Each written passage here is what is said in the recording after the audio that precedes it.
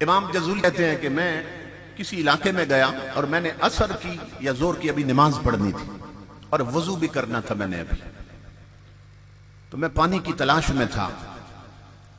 तो काफी तलाश के बाद मुझे एक कुआं मिल गया। मैं कुएं पे पहुंचा, मैंने कहा पानी निकालता हूं और वजू करके नमाज पढ़ता हूं। तो वहां पहुंच के मैं परेशान हुआ कि वहां डोल और रस्सी नहीं थी।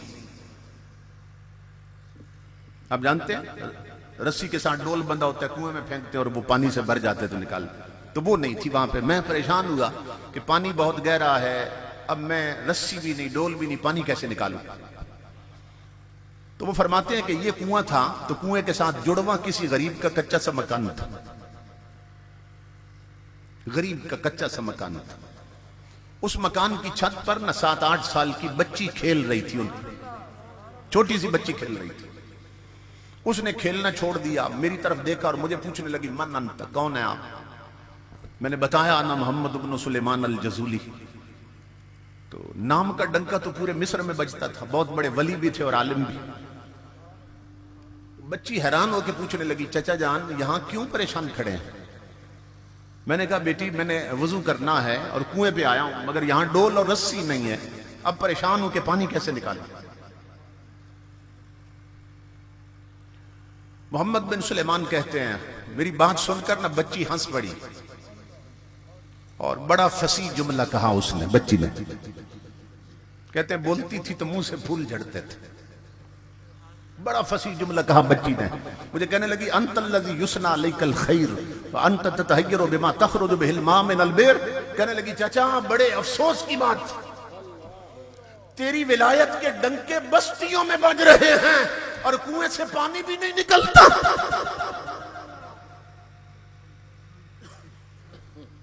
आप फरमाते हैं मेरे ज़हन में ये बात आई कि इस बच्ची ने शायद मेरी बात समझी नहीं है।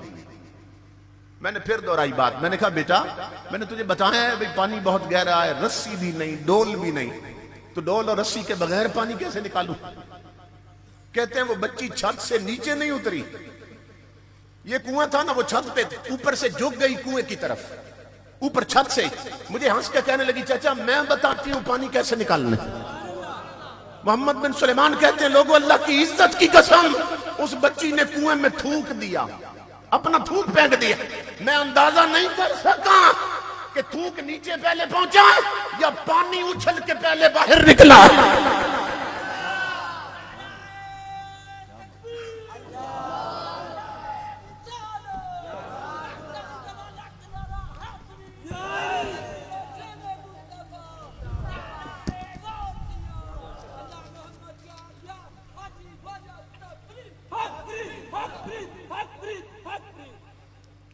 मैं अंदाजा नहीं कर सका कि थूक नीचे पहले पहुंची है या पानी उछल के पहले बाहर निकला।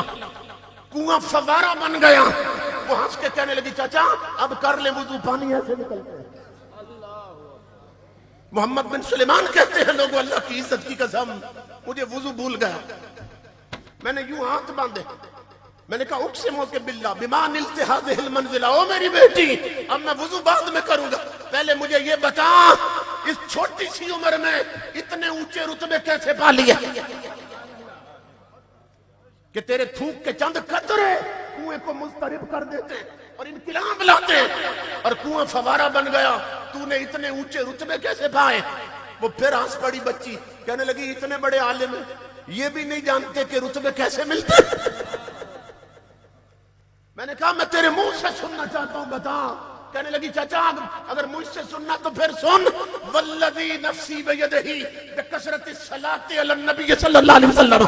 चाचा मेरी छोटी उम्र न देख, इस छोटी उम्र में भी मैं हर वक्त अपने नबी पे दरूद पढ़ती रहती हूँ। या रसूलल्लाह, या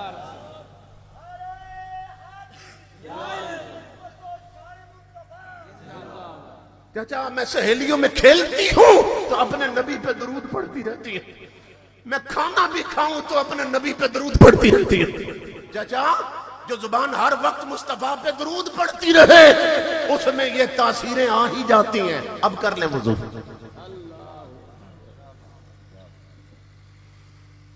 इमामुल अंबिया के गुलामों हजरत मोहम्मद बिन सुलेमान अल जज़ुली कहते हैं, मैं गया ना पानी की तरफ कि वुजू करूं, कुआं फवारा बना हुआ था।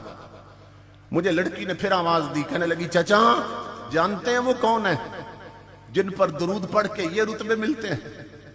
मैंने कहा मैं जानता तो हूं, मगर तेरे लफ्जों के कुर्बान जाऊं, लगता है पहचानती तू ज्यादा है।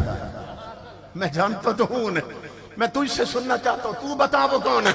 कहते हैं उसने फिर फूल झाड़े जुबान से, कहने लगी चाचा वो है इज़ा मशा फिल बर्रिल अक्सर तअल्लक़तिल वहूशु बिअज़याली, कि वो इतने करीम हैं कि अगर मैदान में भी चले जाएं तो वैसी दरिंदे झाड़ियां छोड़कर उसके दामन रहमत से लिपट जाते हैं। चाचा वो हैं कि वैसी दरिंदे भी जंगल के उनके दामन करम से लिपट जाते। अब कर ले मुझे। मोहम्मद बिन सुलेमान कहते हैं वहीं मैंने खड़े हुए कसम खाई थी, अब ऐसी किताब लिखूंगा जो सारी दुरूद से भरी होगी। तो मेरी माँ बहनों बेटियों, तुम्हारे हाथ में नावल नहीं चाहिए, तुम्हारे हाथ में ये दुरूद की किताब होनी चाहिए। तुम्हारे हाथ में टच मोबाइल नहीं सजते, दुरूद की किताबें होनी चाहिए। तो मेरा ये ऐलान है और गुजारिश है सबसे कि खुदा के लिए अपने घरों में ऐसी किताबें रखो, ऐसी किताबें रखो। और अगर माएँ बहनें बेटियां उसका विर्द करना चाहें तो फिर ये है कि ये भी खुशखबरी सुने कि उस किताब में वो दुरूद भी लिखा है जो वो बच्ची पढ़ती थी। असल एसेट हमारा और सरमाया ये किताबें, दीन है, कुरान है, शरीयत। मैं सरगोदा में खिताब कर रहा था, सरगोदा के इलाके में, तो एक बुजुर्ग रो रहे थे, यही बच्ची का वाकया बयान कर रहा था। तो बाद में मुझे मिले, जब जलसा खत्म हुआ तो मुझे फरमाने लगे कि मैं इसलिए रो रहा था, जब आप बच्ची की बात कर रहे थे तो मैं सोच रहा था कि उसकी मां कैसी होगी। जिस घर की 7 साल की बच्ची का मकाम ये है, उसकी मां का दर्जा कैसा होगा? क्योंकि ये रंग मां से चढ़ते हैं, ये बाप से रंग लगते हैं औलाद। अगर माएँ टीवी पर इंडिया की फिल्में देखें और बाप बाजारों में आवारागर्दी करें तो पैदा होने वाले बच्चे डिस्को डांसर बनते हैं, रब रसूल के बागी बनते हैं। और अगर माएँ तहज्जुद गुजार हो और बाप मुसल्ले की जीनत बने रहे तो पैदा होने वाले बच्चे कोई मेर अली शाह बनता है, कोई सुल्तानुल आरिफीन बनता है, कोई गरीब नवाज बनता है। इसलिए मेरे भाइयों, अपनी औलाद का रुख कर दो इन मदरसों की तरफ, बच्चों की गुट्टी में हुजूर का कुरान रखो। सबसे पहले जब बच्चा कुछ सीखने के काबिल हो तो उसे हुजूर की शरीयत सिखाओ, उसे दीन सिखाओ। 2-3 साल उसके लगवाओ मदरसों में, ताकि हुजूर का दीन इतना सीख जाए कि जो समझना एक मुसलमान के लिए जरूरी है, जिसको समझे बगैर कोई मुसलमान रह नहीं सकता। तो मुझे बहुत ज्यादा खुशी हुई यहां हाजिर होकर ये देखकर कि माशाअल्लाह हजरत मौलाना सैफुल्लाह कादरी साहब, इनके बरादर अकबर और घर की खवातीन भी हुजूर के दीन की खिदमत में लगी। ये बहुत बड़ा एजाज है, अल्लाह रब्बुल इज्जत ने इस खानदान को अता किया। मैं अब जानता तो नहीं, मेरे ज़हन में नहीं है, दुबई से